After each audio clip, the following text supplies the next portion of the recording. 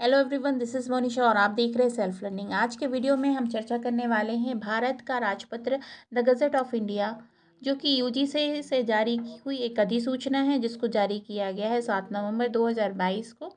ये अधिसूचना इसलिए आवश्यक है क्योंकि ये पीएचडी के रूल्स को बता रही है। अगर आप पीएचडी करना चाहते हैं तो पीएचडी को अब किन रूल्स के तहत आप कर सकते हैं, चाहे आप प्राइवेट यूनिवर्सिटी से कर रहे हों या फिर गवर्नमेंट यूनिवर्सिटी से। तो आपको कौन कौन से नियमों को फॉलो करना है पीएचडी करने के लिए, उसको इस नोटिफिकेशन में या फिर इस अधिसूचना के अंतर्गत समझाया गया है। ठीक है, अब आपको इन्हीं नियमों के तहत पीएचडी करनी होगी।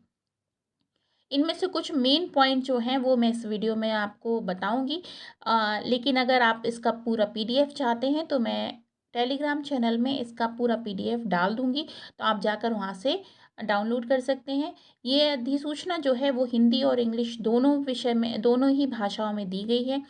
इसके तहत ये बताया गया है कि कार्यक्रम की अवधि यानी कि पीएचडी जो प्रोग्राम है उसकी अवधि कितनी होनी चाहिए, कितनी हो सकती है मैक्सिमम। ठीक है, तो 3 वर्ष की होगी। इसके साथ साथ में जो पीएचडी में अगर जो महिलाएं हैं और दिव्यांग जो लोग हैं, है ना, तो उनको कुछ और 2 साल की छूट मिल सकती है। और अगर महिलाएं पीएचडी कर रही हैं तो उनको मैटरनिटी लीव यानी कि 240 दिनों का मातृत्व अवकाश भी मिल सकता है, ताकि वो अपने शिशु की देखभाल कर सके। ठीक है, इसके साथ साथ में ये भी बात कही गई है कि पीएचडी में महिलाओं के साथ में ये भी प्रॉब्लम होती थी कि अगर उन्होंने कहीं पर अपने आप को इनरोल किया है, उसके बाद ये हो रहा है कि आप पीएचडी करने के लिए कंटिन्यू नहीं कर पा रहे हैं क्योंकि आपकी शादी हो गई, आप कहीं और जाकर शिफ्ट हो गए हैं, तो आपकी पीएचडी रुक जाती थी और उसको आप कंटिन्यू नहीं कर पाते थे। लेकिन अब ये बात है कि अगर आपकी लोकेशन चेंज भी हो रही है, उसके बाद भी आप पीएचडी को परस्यू कर सकते हैं।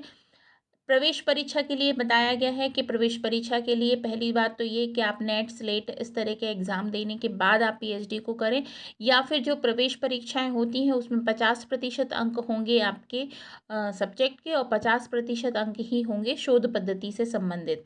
इसके अलावा अगर आप अनुसूचित जाति जनजाति दिव्यांग वर्ग या फिर आर्थिक रूप से कमज़ोर पिछड़े वर्ग से आते हैं तो आपको 5% की छूट मिलेगी आपकी प्रवेश परीक्षा में। इसके साथ साथ में अ, और भी कुछ नियम हैं जो कि बताए गए हैं। इसमें सबसे महत्वपूर्ण नियम ये है कि अगर आपका पीएचडी सबमिट हो रहा है, उसके बाद फिर आप साक्षात्कार के लिए यानी कि वाइवा के लिए आप बहुत परेशान होते थे, क्योंकि कई बारी वाइवा के लिए जो एक्सटर्नल होते थे, एग्जामिनर होते थे, वो आपको नहीं मिलते थे और आपको फिजिकल वाइवा ही देना होता था। लेकिन अब ऑनलाइन माध्यम से भी आपका वाइवा हो सकता है।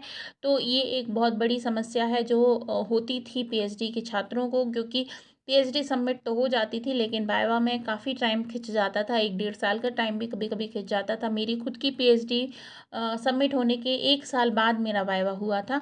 तो वो ड्यूरेशन जो है वो अब नहीं होगी, क्योंकि आप ऑनलाइन माध्यम से भी अपना पीएचडी वाइवा कर सकते हैं। इसके साथ साथ में पीएचडी चलाने के पात्र कौन कौन से कॉलेजेस हैं, उनको क्या क्या नियम का ध्यान में रखते हुए पीएचडी प्रोग्राम को चलाना है, उसके बारे में भी इसमें डिस्कशन किया गया है। इसमें बताया गया है कौन कौन से नियम हैं। अंतर्राष्ट्रीय छात्रों को पीएचडी कार्यक्रम में प्रवेश लेने के क्या नियम हैं। कोर्स वर्क से संबंधित नियम जो है वो बताए गए हैं कि कोर्स वर्क आपको कितना करना है, कैसे करना है।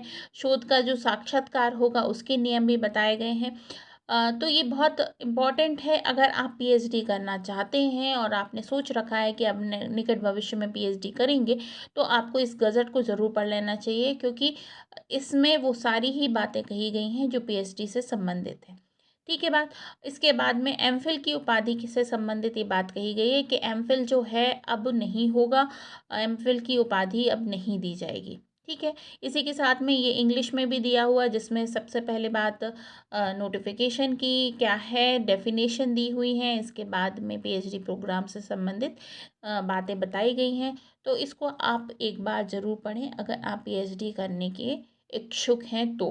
ठीक है, तो ये एक आज की बात हुई, इम्पोर्टेंट वीडियो था। और अगर अच्छा लगा है तो प्लीज़ जाते जाते लाइक ज़रूर कीजिएगा, डिस्क्रिप्शन बॉक्स ज़रूर चेक कीजिएगा, इसमें मैं लिंक दे दूँगी इससे संबंधित, ताकि आप वहाँ से इस गज़ट को डाउनलोड कर सकें।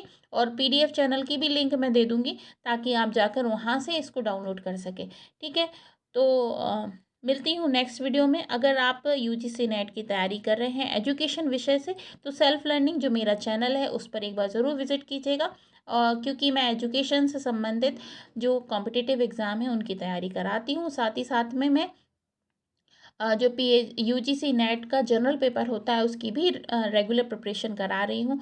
तो और मेरी चैनल पे कोई कोई शुल्क नहीं है, आप पूरी तरह से फ्री इस चैनल की वीडियोस को एक्सेस कर सकते हैं।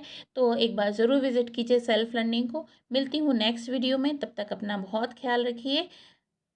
Bye bye.